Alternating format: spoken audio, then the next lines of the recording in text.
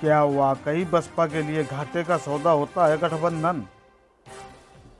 मायावती के दावे में कितनी है सच्चाई? बसपा प्रमुख मायावती ने अपने जन्मदिन के मौके पर मीडिया को संबोधित करते हुए कहा कि उनकी पार्टी आगामी विधानसभा और 2024 के लोकसभा चुनाव में किसी से भी गठबंधन नहीं करेगी और अकेले चुनाव लड़ेगी। उन्होंने कहा कि पहले किए गठबंधन के अनुभव ठीक नहीं रहे। ऐसे में सवाल उठता है कि मायावती के दावे में कितनी सच्चाई है। उत्तर प्रदेश ही नहीं बल्कि देश की सियासत में मायावती ने अकेले चलो की राह पर चलने का फैसला किया है।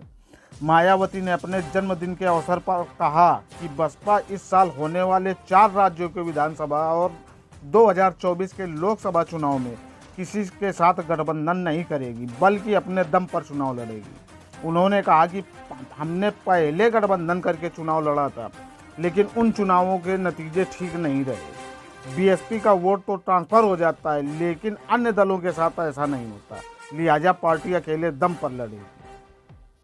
ऐसे में सवाल उठता है कि क्या बसपा को गठबंधन कर चुनाव लड़ने का वाकई नुकसान उठाना पड़ा है या फिर फायदा मिला है।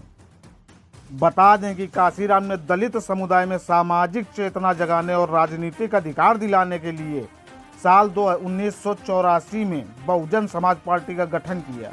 3.5 दशक के सियासी कैरियर में बसपा को गठबंधन कर चुनावी मैदान में उतरने का उसे हमेशा फायदा मिला है।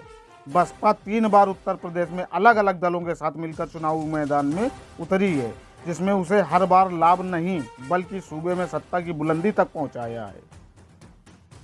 वहीं यूपी से बाहर बसपा को छत्तीसगढ़ से लेकर पंजाब और बिहार तक में गठबंधन कर चुनाव लड़ने का फायदा मिला। हालांकि बसपा का गठबंधन किसी भी पार्टी से लंबा नहीं चल सका। बसपा का सियासी आधार देश भर में रहा, लेकिन उसकी प्रयोगशाला उत्तर प्रदेश रही। बसपा को शुरू के 2 चुनाव में कोई सफलता नहीं मिली।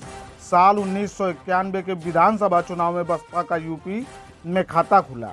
बसपा के 12 विधायक जीतने में कामयाब थे और पार्टी को 10.26% वोट मिले। इस चुनाव से बसपा को यूपी में अपने लिए सियासी उम्मीद नजर आई और दलित समुदाय के अंदर एक नई राजनीतिक चेतना जागी। इसके बाद ही काशीराम ने गठबंधन की सियासी राह पकड़ी और बसपा को सियासी बुलंदी दी।